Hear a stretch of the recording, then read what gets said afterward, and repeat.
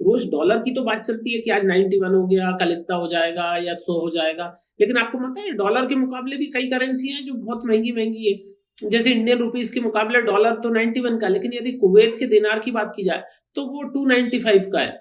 अब कुवैत में ऐसा कुछ नहीं होता, सिर्फ तेल की वजह से उनके यहाँ क्रूड ऑयल बहुत है, वो वही बेच के कमाते हैं।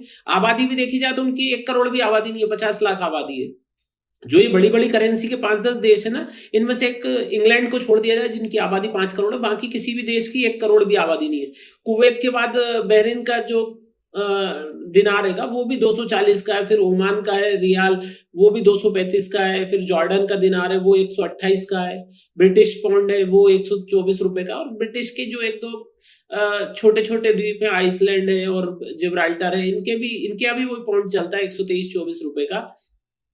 तो ये वर्ल्ड की कुछ करेंसियां हैं 4-5, जो इनसे स्विस का जो स्विस फ्रैंक है वो भी 117-18 रुपए का है। तो डॉलर के मुकाबले 5-6 करेंसियां हैं जो ऊपर चलती है। यूरो भी पूरे यूरोप में चलता है, वो 107 रुपए का है। फिर उसके बाद डॉलर का नंबर आता है जो 91 का है।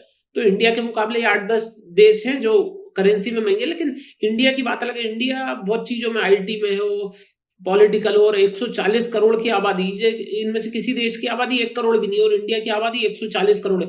उनको संभाल के रख रहे हैं और उनका खर्चा उठाती है सरकार। ये बहुत बड़ी बात है इंडिया के मुकाबले इन सब देशों की। मतलब सिर्फ करेंसी की बात की जाए तो ये लोग पेट्रोल पे डिपेंड है, क्रूड ऑयल इनके यहाँ बहुत होता है वो बेचते हैं। बाकी इंडिया में बहुत सारे बिजनेस है, मैन्युफैक्चरिंग है, आईटी है, मेडिकल क्षेत्र है, हर क्षेत्र में इंडिया इन सबसे बहुत आगे है।